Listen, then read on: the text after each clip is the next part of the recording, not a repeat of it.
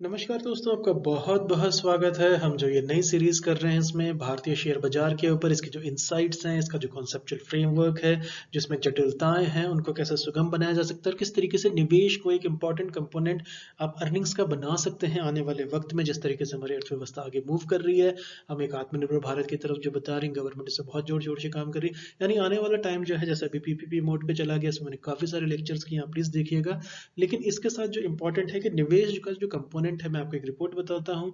ये मार्च 2020 में मैंने पढ़ी थी, तो उसमें ये कहा गया था कि करीब करीब जो 4 करोड़ डीमेट अकाउंट है उस वक्त के, उसमें से सिर्फ 75% जो है वो यूज ही नहीं हो रहे हैं, सिर्फ 25% यूज हो रहे हैं। यानी कि लगभग लगभग पॉइंट 95 लाख करीब, यानी 0.95 जो है, 1 करोड़ से भी कम, यानी 95 लाख के करीब ही डीमेट अकाउंट जो है वो एक्टिव हैं। तो इस शेयर मार्केट के अंदर एक तरीके का डर है, लोगों को काफी ज्यादा पूंजी में लॉस हो जाता है। तो क्यों हो जाता है, हम उसके आंकड़े लेंगे। और जिस तरीके से आप टीवी चैनल्स पे चले जाइए, दुनिया भर की उसमें बातें होती हैं, किसने शेयर कैसा किया है, लेकिन कोई भी दुनिया में ये नहीं बता सकता आपको कि कौन सा शेयर अगले मोमेंट पे किस तरीके से रिएक्ट करेगा। आप एक हद तक आकलन कर सकते हैं। आप एक निकोलस तलेब की आप किताब लें, फूल्ड बाय रैंडमनेस, का मैं यहाँ पे जिक्र करना चाहूंगा। उस किताब में कहा गया है कि आपका तुक्का कई बार चल जाता है, लेकिन आप उसको एक पैटर्न नहीं मान सकते हैं। तो शेयर मार्केट जो है बहुत जटिल है। अभी आपने पढ़ा होगा, कुछ दिनों पहले की बात है, रिलायंस को भी 60,000 करोड़ का नुकसान हो गया है।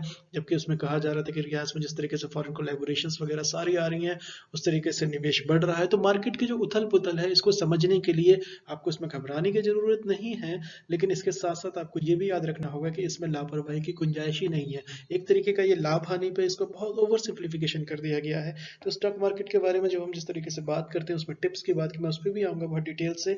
तो लाभ हानि का ही न खत्म हो जाती है, लेकिन ये गंभीर विषय है। तो ये गंभीर किस लिहाज से मैं कह रहा हूँ, जिसके लिए निवेशकों के जो निर्णय हैं उनको आकार किस तरीके से देना है, उनको सुगमता कैसे देनी है, और उसमें आपको एक डिसिप्लिन चाहिए, उसमें एक अनुशासन चाहिए, उस प्रक्रिया की आवश्यकता होती है। तो वो प्रक्रिया को सीखने में आपको संयम भी दिखाना होगा, आपको चीज़ों के लिए शार्प रहना होगा, आपको चीज़ों की पकड़ बनानी होगी। तो ये रॉकेट साइंस नहीं है, लेकिन इतना आसान भी नहीं है। तो साथ साथ में ये भी कहूँ कि इतना जटिल भी नहीं है।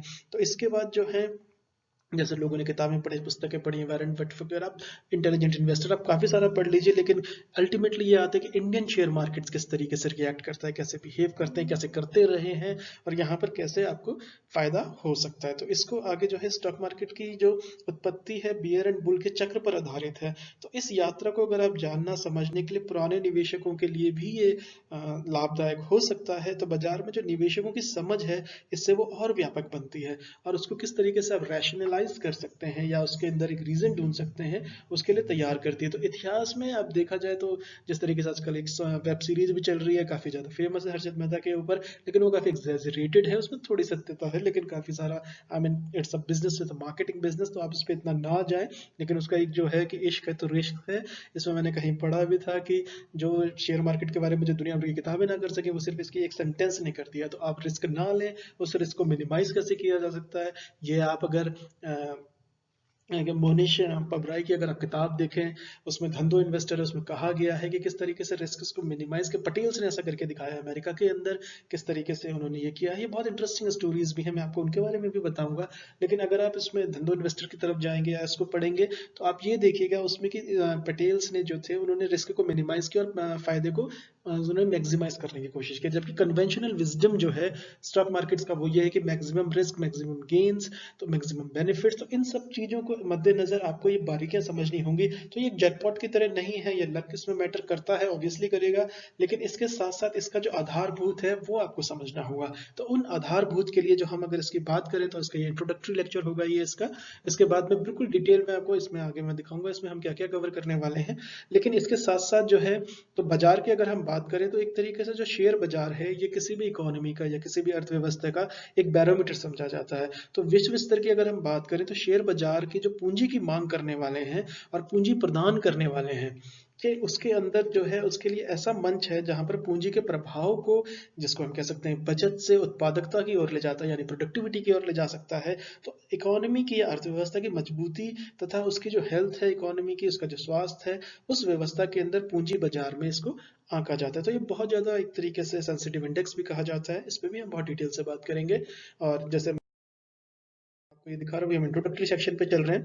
तो यद्यपि जो हमारा स्टॉक एक्सचेंज है इसका इतिहास काफी पुराना है, बरगद के पेड़ के नीचे से, उसको भी मैं आपको बताऊंगा कभी, लेकिन फिलहाल हम इसको कैसे करेंगे तो इसलिए लेक्चर लंबा हो जाएगा, तो मैं इसको कट शॉर्ट कर रहा हूँ। तो मान के चल रहा हूँ कि इसमें आपको शायद पता हो, तो इसका मुख्य रूप से ये कुछ ही केंद्र तक सीमित रह गया, लेकिन अब जो है वो काफी बीएससी और एनएससी पे ये एक तरीके से केंद्रित हो गया। लोकल एक्सचेंज ने भी खुद को वहां पर लिस्ट करा लिया, एक तरीके से वो उन्हीं के अधीन में काम करता है, वॉल्यूम रहित इसको कहा जाता है जो बाकी स्टॉक एक्सचेंज है। लेकिन बीएससी जो है कि ये बहुत बड़ा एक्सचेंज है और एनएससी उससे थोड़ा सा कम है, लेकिन आपको इनके अंदर जो डिटेल्स हैं हम उन पे भी बहुत बारीकी से इसमें हम काम करने जा रहे हैं। तो अगर हम टेक्नोलॉजी की विस्तार की बात करें, जिस तरीके से भारतीय अवस्था, भारतीय इकोनॉमी ने, इंडियन इकोनॉमी ने वैश्विक अर्थव्यवस्था या ग्लोबल इकोनॉमी से जुड़ा है, जो ग्लोबलाइजेशन हुआ है उससे हमारे शेयर बाजार को एक ऐसा रूप आ गया है या उसको एक ऐसा एक फोरम मिला है जिससे तुलनात्मक दृष्टि से अगर हम करें तो विश्व की जितनी भी विकसित या एडवांस इकोनॉमीज थी, मंच पर हम समकक्ष या उससे कहीं कहीं पर हम आगे भी दिखते हैं।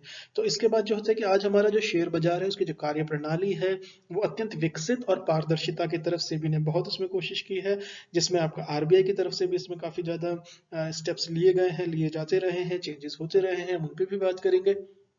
और जिस तरीके से हम इस पे बहुत बारीकी से अगर हम जाएंगे तो इसमें तेजी से शेयर बाजार की जो पारदर्शिता है इसमें न केवल घरेलू बल्कि विदेशी निवेशकों को भी तेजी से आकर्षित किया है। तो अभी आप देखें जैसे कि आज की रिपोर्ट है, जैसे मार्केट ऊपर चढ़ा गया तो उसमें आप देखेंगे कि इसका इसमें जोर है, तो इसको हम बहुत डिटेल से आगे हम बात करेंगे। तो इस दौरान हमारे पास जो पूंजी बाजार है यानी जो कैपिटल मार्केट है, इसके जो डिफरेंट प्रोडक्ट्स होते हैं, जो इंस्ट्रूमेंट्स होते हैं, जैसे कि हम फ्यूचर्स की बात करें, ऑप्शंस की बात करें, या डेरिवेटिव्स की बात करें, या कमोडिटीज की बात करें, करेंसी, मैं नाम ले सकता हूँ दुनिया भर की चीज़ों को, मैं समझाऊंगा भी आपको ये हम कैसे कैसे इसको चलते हैं। लेकिन हम इसको बुनियादी तौर पे हम ये बता रहे हैं कि शेयर मार्केट के अंदर अगर आप जाते हैं तो उसमें आपको किन किन चीज़ों से आपको दो चार होना ही पड़ेगा। तो हमारे जैसे अलग अलग एक्सचेंज बोर्ड है, जैसे बीएससी, एनएक्सी, एमसीएक्स भी है, एनसीडीएक्स भी है, इन्होंने विश्व स्तर पर न केवल अपनी पहचान बनाई है बल्कि इनके जो सूचकांक हैं वो विश्व स्तर पर आज भी एक ब्रांड के रूप में स्थापित हो चुके हैं। तो बीएससी बहुत इंपॉर्टेंट है। तो बीएससी में ट्रेड कैसे करते हैं, आपको डीमेट कैसे खुलवाना है, वो सब मैं आपको बताऊंगा, आप निश्चिंत रहें। तो इसको अगर सामाजिक तौर पे अगर हम इसकी बात करें तो इसमें जो वित्तीय बाजार है, वित्तीय इंस्ट्रूमेंट्स है, इसको फाइनेंशियल इंस्ट्रूमेंट्स भी कहा जाता है, प्रभावी उपयोग से एक लंबा रास्ता तय करना है। तो क्योंकि अभी हमारी इकोनॉमी एक डेवलपिंग मोड में ही चल रही है तो इसमें हिट एंड ट्रायल इसमें मेथड लगता रहेगा। सरकार से कोई ब्रोकर्स दो कदम आगे भी होंगे, मार्केट क्रैश भी होगा लेकिन मार्केट उठेगा भी। एक वक्त आएगा जब निफ्टी आपका 45,000 भी टच करेगा। तो जाहिर सी बात है कि अगर आप आज का जो फिगर्स देखें, आप 10 साल 20 साल पीछे जाएंगे तो उसमें आपको काफी ज्यादा लगेगा कि मार्केट इस तरह से काम कैसे कर गया, इतनी पारदर्शिता है। तो टेक्नोलॉजी के साथ चीजें कॉम्प्लेक्स भी हुई हैं तो आसान भी हुई हैं। तो जिस तरीके से हमारे पारंपरिक निवेश के तरीके थे, जैसे कि पोस्ट ऑफिस या बैंक में जिस तरीके से हम जमा करते थे, सोना या प्रॉपर्टी में निवेश करते थे, उनको ही प्राथमिकता देते रहे हैं अब तक। लेकिन इसके साथ साथ शेयर मार्केट के अंदर भी लोगों ने काफी दिलचस्पी दिखाई है। अब ये बात और है कि उसमें कितना सक्सेस रेट रहा है, जैसे कि मैंने अभी आपको एग्जांपल दिया था मार्च की रिपोर्ट का। तो इसके साथ समाज और विकसित के लिए हम इससे बात कर सकते हैं। तो ज़्यादा से ज़्यादा जो बचत खर्चा है वो शेयर बाजार या म्यूचुअल फंड्स की तरफ ज़्यादा आकर्षित देखे गए हैं या इसको हासिल किया जा सकता है। लेकिन जो एक तरीके से जो फाइनेंशियल नॉलेज होती है या जिसको हम कह सकते हैं कि वित्तीय साक्षरता के व्यापक अभाव में, यानी कि उसकी एक लिमिटेशन है, उसके अभाव में जो इन्वेस्टर्स की लिमिटेशंस है उसको वर्तमान में एक तरीके से जो निवेश की जो आ सकता है मार्केट के अंदर, जो पैसा लोगों के पास है वो नहीं आ पाता उस मात्रा के अंदर। तो अगर हम ये इसको बहुत अच्छे से एनालिसिस करें, इसका हम चीज़ें करें तो हमें एक सहूलियत हो जाएगी, कॉन्फिडेंस बूस्ट हो जाएगा। तो इस विषय पर काफ़ी सारी चीज़ें हैं, ऑनलाइन भी हैं, बुक्स भी हैं, सब कुछ है, लेकिन ये काफ़ी कॉम्प्लेक्स भी हो जाती हैं चीज़ें। तो हम इनको बिल्कुल सरलीकरण से करेंगे। Types of shares, ordinary, preferential, market में करें कैसे, डिमेट कैसे खुलवाएं, 3-in-1 अकाउंट्स क्या होते हैं, तो बाजार को प्रभावित करने के तरीके कैसे होते हैं, तो बाजार में ऐतिहासिक गिरावटों का हम जिक्र करेंगे, उसमें एसेट एलोकेशन की हम बात करेंगे, निवेश उससे हम लेसन्स लेंगे, तो लोकप्रिय तरीकों पे हम बात करेंगे। तो किस तरीके से इसको सीधी सादी हम भाषा में समझने का प्रयास करेंगे, इसकी कार्यप्रणाली, कमोडिटी मार्केट्स, म्यूचुअल फंड्स और बाजार में प्रयोग किए जाने वाले जो तरीके के मुहावरेदार भाषा है उसकी व्याख्या को भी हम एक तरीके से लिमिट करेंगे और उसे आसान भाषा में समझने की कोशिश करेंगे। तो इस सब चीज से आपको जो फ़ायदा होगा वो ये होगा कि आपको शेयर मार्केट के बारे में आपके फ़ियर्स थोड़े से कम होंगे, आपके आंसर्स एक तरीके से दिए जा सकते हैं और छोटे निवेशकों को ये समझना होगा कि स्टॉक मार्केट कोई जैकपॉट नहीं है, जैसे कि मैंने पहले कहा है, लेकिन आप इसको लर्न करेंगे तो निवेश की प्रक्रिया को समझने की आवश्यकता है। ये आपका एक पंच लाइन होना चाहिए, आपका कीवर्ड होना चाहिए कि आप उसको कैसे समझें। तो इनको अपनाया जा सकता है, लेकिन कभी आप जैसे सलाहकार मिले जिसको टिप्स की बात की, इसमें काफ़ी ज़्यादा कॉम्प्लेक्सिटीज़ भी हैं, टिप्स में जाना चाहिए नहीं जाना चाहिए हम इस पर भी बात करेंगे। लेकिन जो जैसे मैंने फूल्ड बाय रैंडमनेस किताब का जिक्र किया था अभी, तो वो बहुत अच्छी किताब है, आप उसको जरूर पढ़िएगा। तो इन सब बातों से हमने क्या सीखा है, मार्केट में कैसे अपनी बचत को हम कैसे एक तरीके से एश्योर्ड इनकम को ले सकते हैं, उसको मैक्सिमाइज करने का प्रयास कर सकते हैं, उसको सीख सकते हैं, उसको बेहतर कर सकते हैं और अपने रिस्क को मिनिमाइज कर सकते हैं। चलिए हम आपसे अगले लेक्चर में मिलेंगे। Thank you so much for listening. नमस्कार दोस्तों।